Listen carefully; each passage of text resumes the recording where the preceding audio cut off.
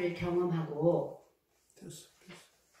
경험하고 나서 예수님 십자가를 다시 만나게 돼요. 부활을 경험하기 전에는 예수님의 죽으심이 로마의 법에 의하면 흉악한 죄인의 죽음이었고, 율법에 의하면 신명기 21장 23절 말씀처럼 저주의 죽음에 불과했어요. 그런데 제자들이 부활을 경험하자 예수님의 십자가는 구세주 그리스도의 증표로 다가왔습니다. 예수님은 온 세상의 죄를 짊어지고 죽음의 형벌을 대신 받으신 죄인의 구세주이시며 유대인이 생각하던 정치적인 메시아가 아니었죠. 죄인의 메시아로 오신 거였어요. 십자가는 부활을 통해서 다시 해석되었습니다. 오늘 우리는 그러면 무엇을 통해서 예수님의 십자가를 믿게 되죠? 경험을 통해서 믿게 되죠. 지금 여기에 앉아 계신 분 중에서 예수님의 그 십자가를 경험하지 않은 분은 없을 것 같아요. 그죠? 우리 회심의 회심의 사건이죠. 십자가 사건은 예수님을 배우는 가정에 나타난 첫 관문인데, 이 관문을 통과한 사람, 즉 회심을 경험한 사람은 자신의 죄가 용서받았다는 확신에서 오는 홀가분함과 기쁨을 경험하고 예수님을 구세주로 고백하며 구원을 받았고 하나님의 자녀가 되었다는 것을 스스로 알게 되죠. 그렇죠? 우리 다 이런 고백이 있어요, 없어요? 예. 회심의 고백이죠. 경험으로 믿어지면 이해가 되죠. 더 나아가서 감격의 대상이 되고 십자가를 바라보기만 해도, 생각만 해도 감격이 밀려오는 대상이에요. 그래서 우리가 교회마다 십자가가 이렇게 세워지는 그 의미도 같은 의미죠. 이분은 예수님은 우리의 죄를 대신 짊어지신 대속 제물이셨고, 하나님과 인간을 화목시키는 화목 제물이 되신 거예요. 요한일서 2장 2절에 이렇게 말씀하고 있습니다. 십자가는 우리가 교리로 고백되고 말아야 할 대상이 아니라 내 가슴, 내 영혼 속에 새겨져서 삶 속에서 내가 죽고 그분께서 살아야 할 신앙 경험의 대상입니다.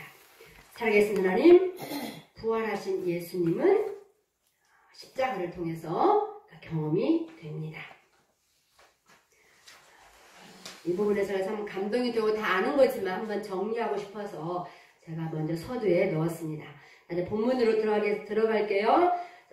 갈라디아서 2장 20절은 사도 바울이 유대주의자들에 대한 극복 방안으로 나온 말씀이라고 그렇게 말씀하고 계세요. 어찌 보면 사도 바울을 통해서 갈라디아서나 로마서를 통해서 유대교에서 기독교로 분리할 수 있는 그 역할을 한 게 우리가 사도 바울이잖아요. 대부분의 사람들은 그냥 우리 기독교 그때 당시에 유대교에 속해 있는 어떤 무리들 이렇게만 하셨는데, 사도 바울은 이것을 정확하게 우리는 유대교가 아닌 기독교다, 예수님을 믿는 사람들이다, 이것을 정말 몸부림치면서 글로 전달하고 가르쳤어요. 그래서 안디옥에서 최초의 그리스도인이라고 이름을 부르게 될 수 있는 그런 일을 하게 된 거죠. 그래서 어떤 분들은 사도 바울, 기독교는 사도 바울이 만든 종교다, 이렇게도 표현하는 분들도 있다고 이렇게 말씀을 하시더라고요. 그만큼 우리 기독교가 형성되기에 사도 바울 역할이 컸다고 볼 수 있습니다. 자, 나는 그리스도와 함께 십자가에 못 박혔다. 이게 세 가지로 나눠서 말씀을 하세요.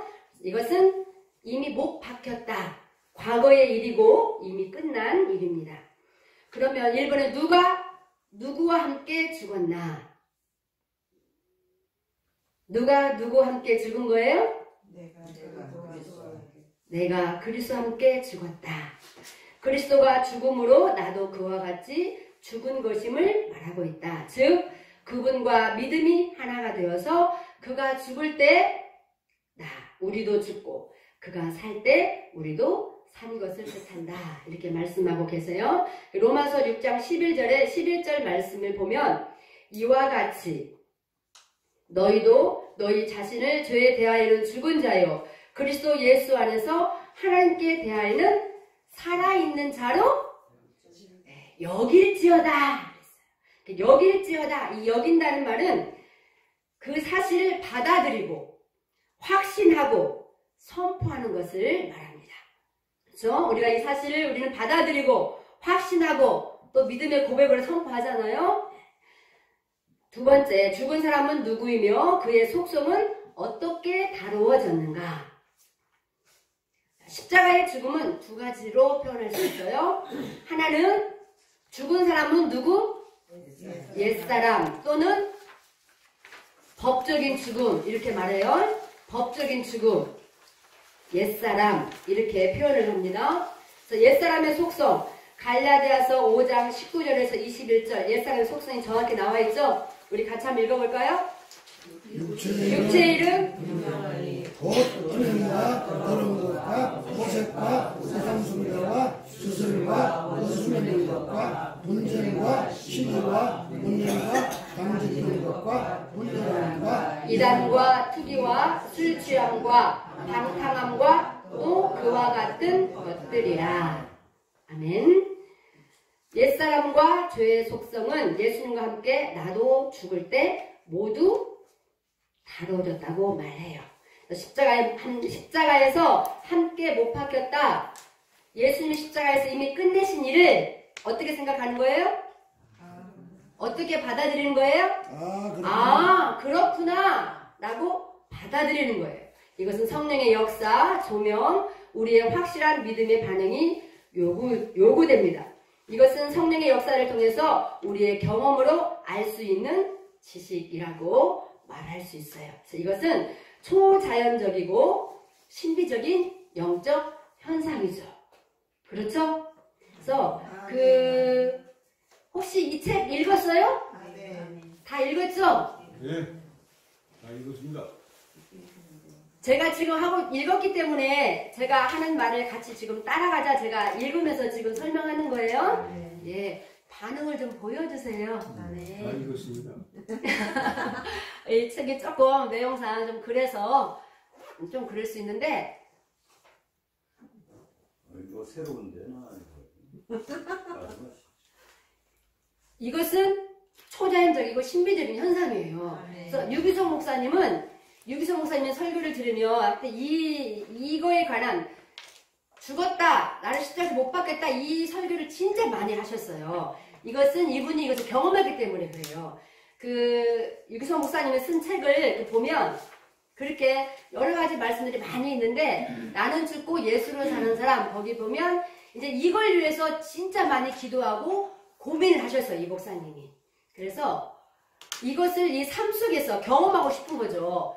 이 법적인 죽음이 실제가 되기를 정말 갈망을 했어요. 그래서 이 목사님이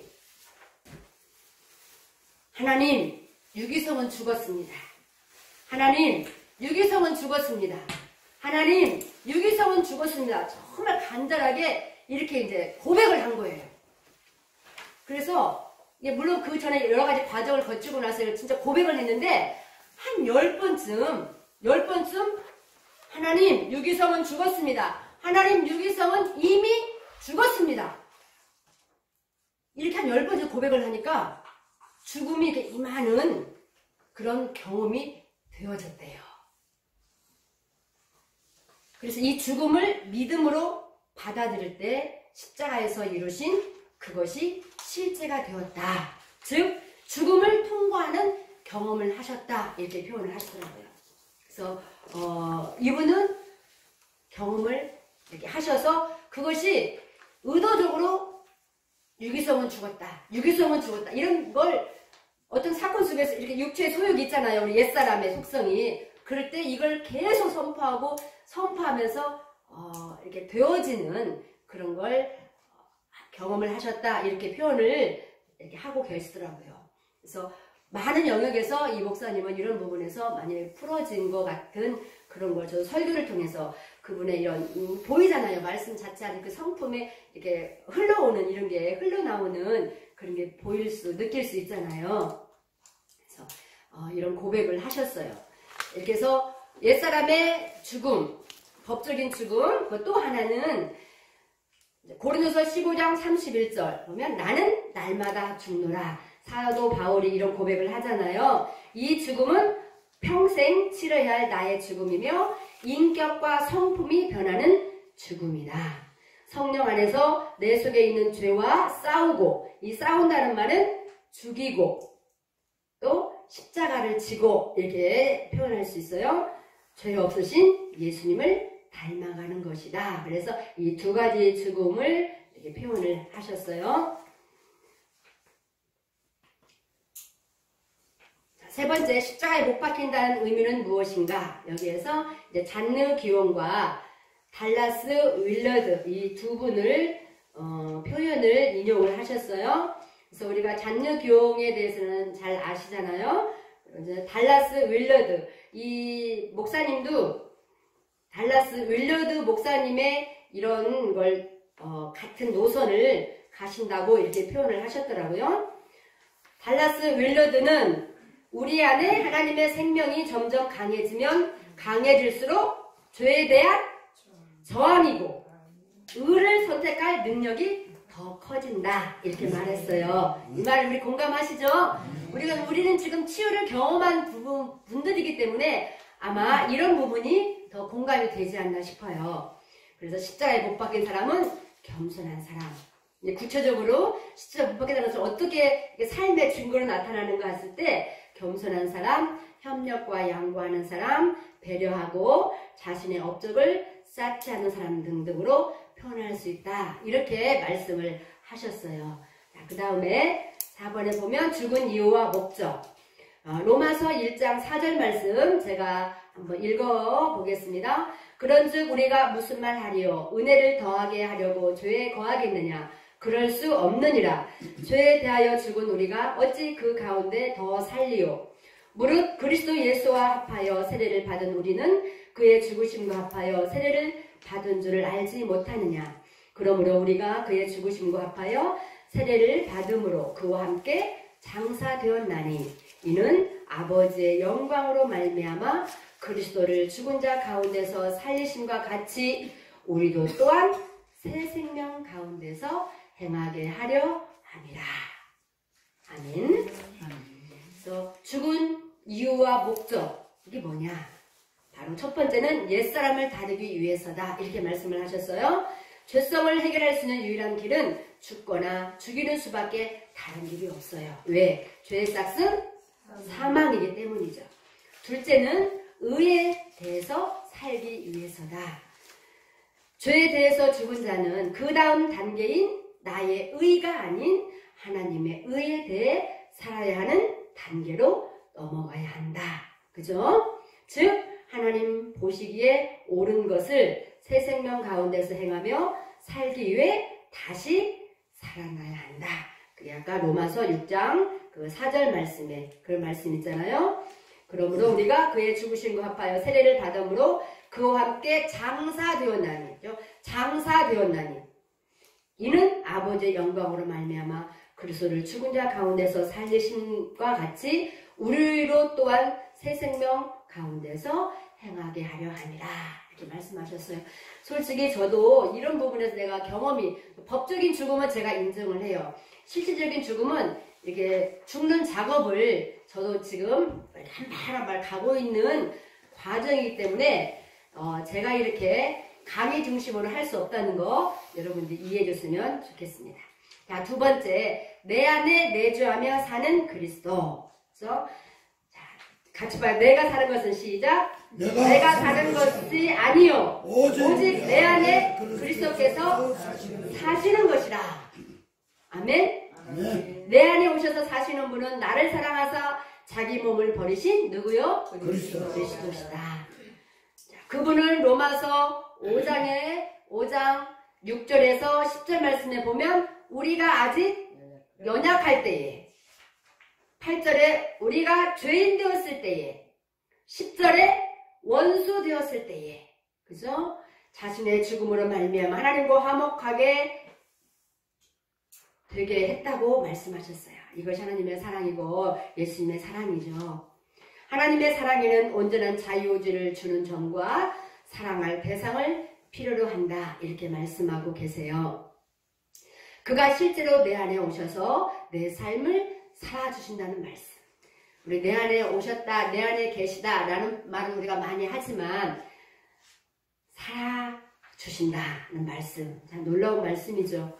이것은 그가 내 안에 계신다, 나와 함께 하신다, 임마누엘, 뜻보다 더 능동적이고 실제적인 개념이에요. 계시기도 하지만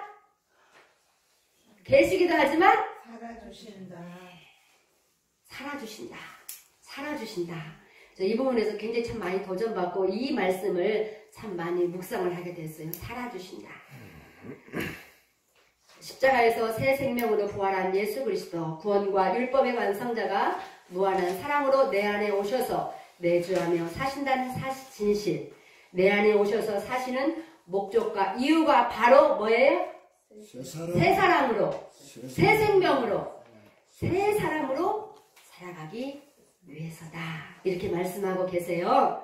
자, 그럼 세 번째는 어떻게 살 것인가? 어떻게 살 것인가? 우리 같이 이 말씀 밑에 한번 같이 선포해 봐요. 이제 내가 육체 가운데 사는 것은 나를 사랑하사 나를 위하여 자기 자신을 버리신 하나님의 아들을 믿는 믿음 안에서 사는 것이라. 아멘. 첫 번째, 육체 가운데 산다. 네, 육체 가운데 사는 것은 육체 가운데 산다. 내 몸, 나란히 한 사람에게는 두 사람이 살고 있는 거 아시지요? 옛사람과 그리스도 안에서 새롭게 태어난 새 사람이 같이 살고 있어요. 새 사람은 뭐예요? 다른 걸 말하면 우리가 속사람, 또 영의 사람, 이렇게 표현할 수 있어요. 우리가 그 바울의 기도에서 내 속사람을 성령으로 강건하게 하옵시며 있잖아요. 새 사람, 속사람, 영의 사람. 예수님을 구주로 영접해서 내 안에 예수님의 생명이, 성령님이 내 영 안에 오셨어요. 그렇지만 내 혼은 아직 그대로 있는 상태. 그죠? 그래서 영을 계속 살려야 되는 그런 이유. 내 안에 오신 성령님으로 이게 속사람, 새 사람, 영의 사람 이렇게 표현하잖아요. 옛사람과 이 새 사람이 우리 안에 같이 살아요. 그래서 로마서 7장 15절에서 23절 보면 정확하게 내 안에 두 사람이 싸우는 그걸 정확히 볼 수 있죠. 내 속사람 하나님의 법을 즐거워하되, 내 속사람은 하나님의 법을 즐거워하되 내 속에 한 다른 법이 내 마음의 법과 싸워 나를 죄의 법으로 끌고 간다. 그래서 오라 나는 곤고한 사람이로다.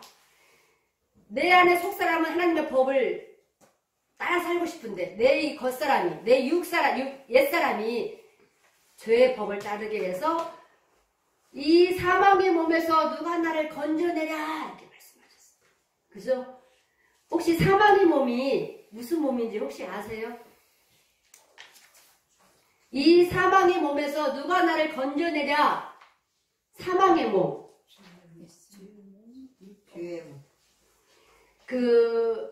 로마의 십자가도 로마의 그 죄수를 죽이는 형틀 중에 하나예요. 근데 사망의 몸도 형틀이 하나예요. 사망의 몸은 어떻게 죽이느냐면 죄수가 있어요. 사형수가 있어요. 사형수를 이렇게 눕혀놔요. 판자 이렇게 눕혀놔요. 우리 옛날에 곤장 때릴 때 엎어려 놓듯이 그렇게 이렇게 눕혀놔요. 그리고 죽은 시체를 이 죽이는 사형수에 얹어요. 그리고 이게 돌돌돌 감아요. 그럼 어떻게 될까요?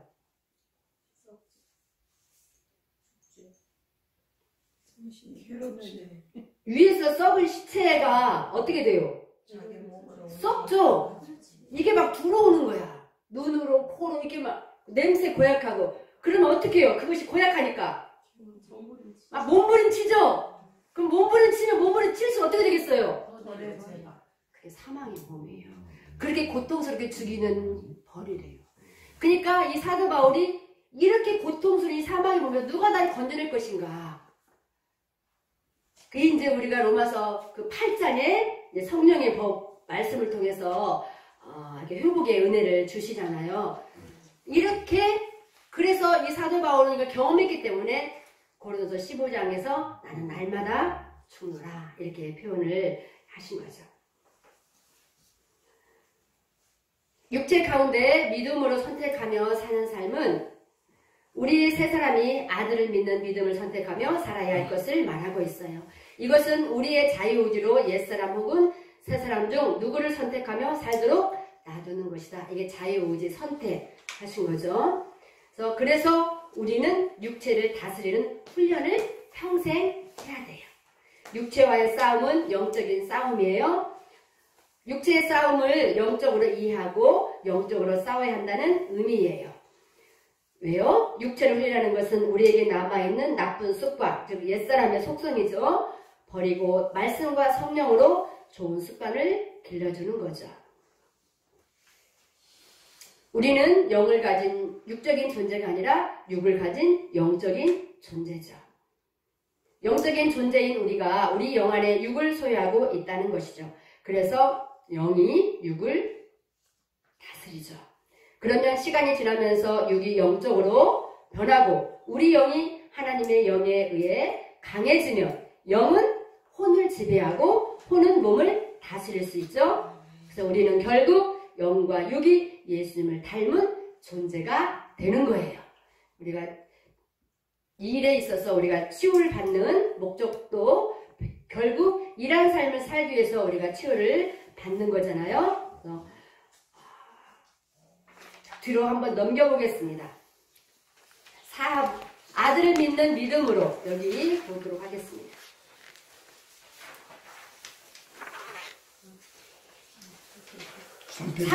삼쪽 밑에 있죠?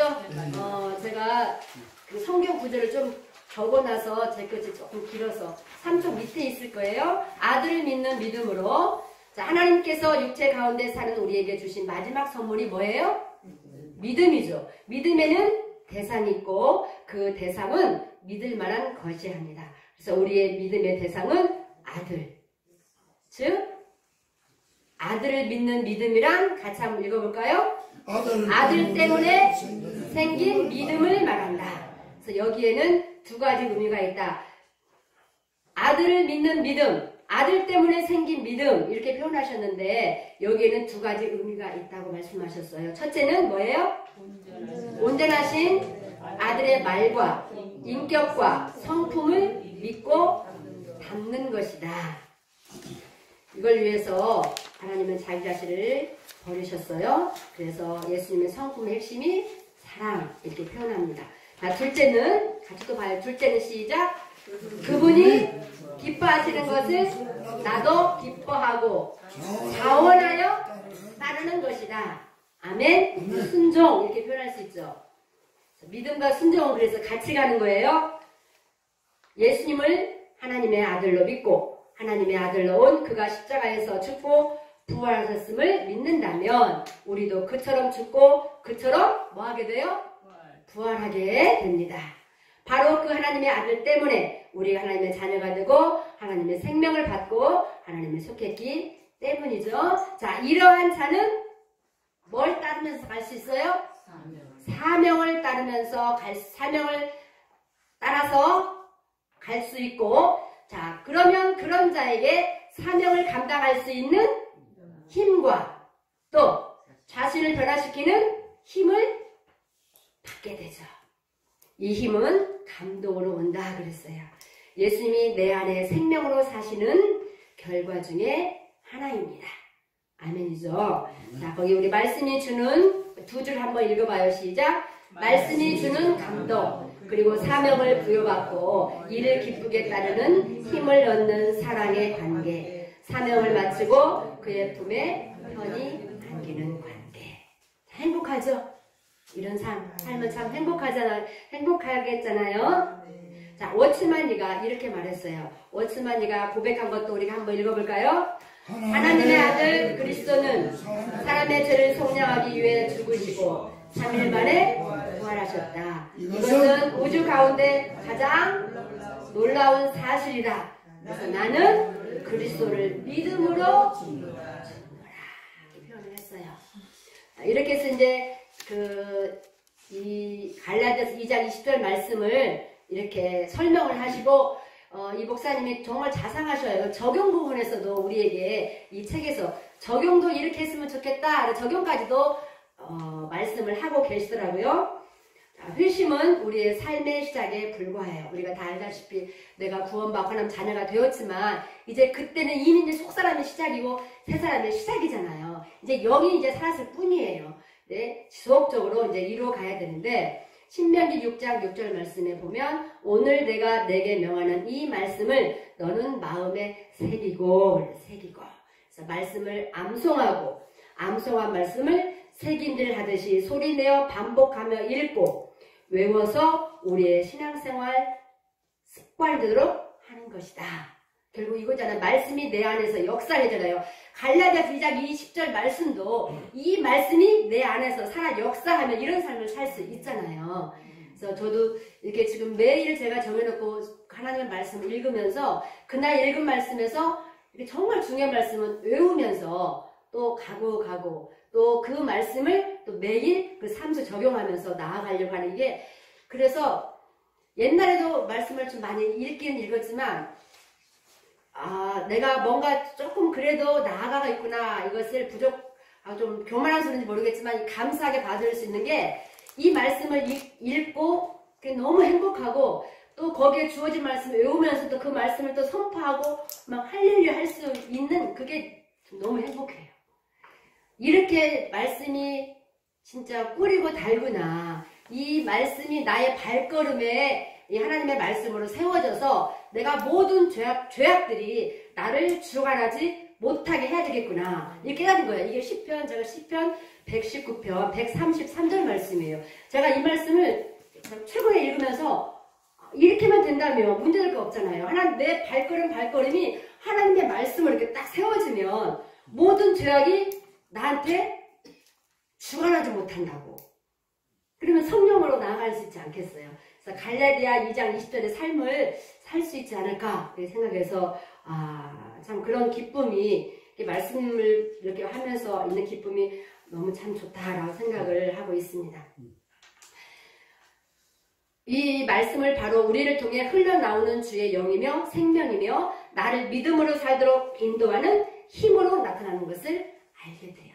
그래서 우리는 기도하는 거예요. 문제 해결을 위해서 기도하는 것도 중요하지만 이런 부분에서 하나님 앞에 나아가면서 내 영을 더 살려달라고 하고 내 영을 성령으로 온전히 장악돼서 내 영이 내 혼을 지배할 수 있는 삶을 살게 해달라고. 그러면 크게 영향받지 않고 이러한 예수님, 내 안에 사는 예수님을 믿는 그 믿음으로 살 수 있는 그러한 거에 한 걸음 한 걸음 나아갈 수 있지 않을까 싶어집니다. 그래서 이 부분도 예로 들어서 얘기를 했었어요.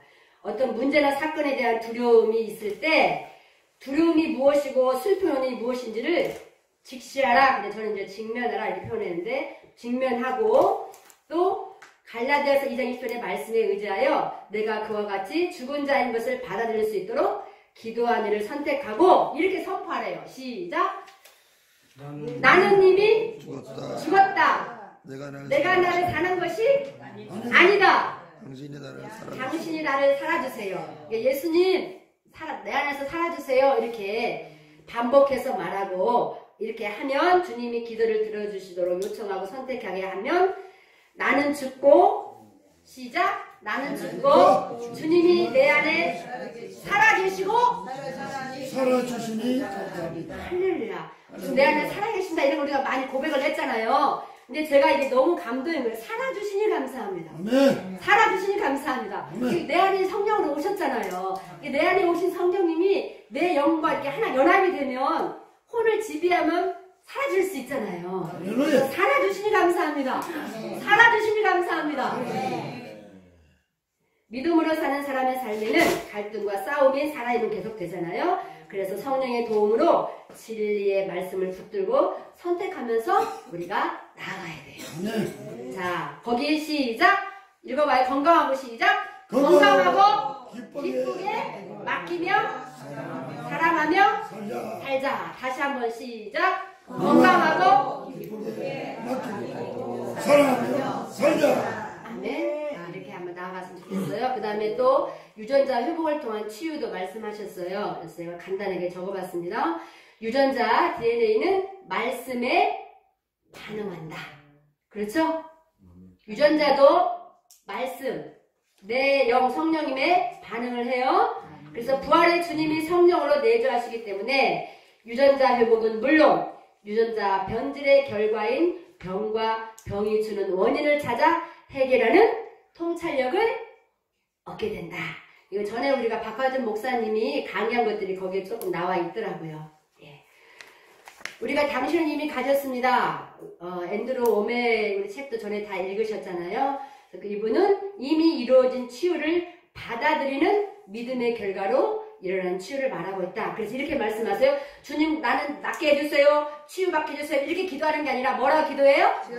나는 이미 나았다. 치유함을 받았다.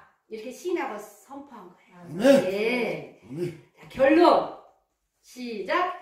예수님만으로 충분하다. 예수님 말에 다 있잖아요.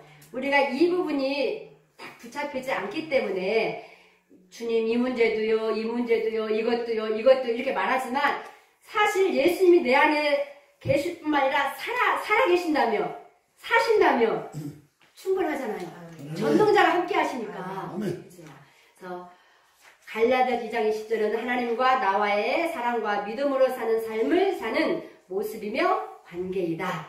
자, 같이 굵은굿이 같이 한번 선포하고 마치도록 할게요. 나의 옛사람은 죽었다. 그가 내 안에 영원히 산다. 내 안에 사시는 예수님만으로 충분하다. 아멘. 할렐루야. 시간이 많이 가서 깨달은 부분은 제가 넘어가도록 하겠습니다. 감사합니다. 박수.